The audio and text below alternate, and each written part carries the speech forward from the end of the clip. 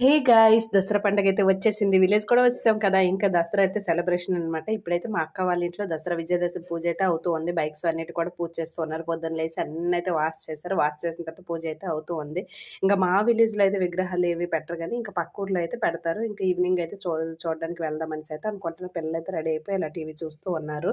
ఇంక ఏం పని ఇంటికొచ్చిన తర్వాత వాళ్ళకైతే టీవీలు, ఫోన్లు ఇవే అనమాట అల్లరి అల్లరి.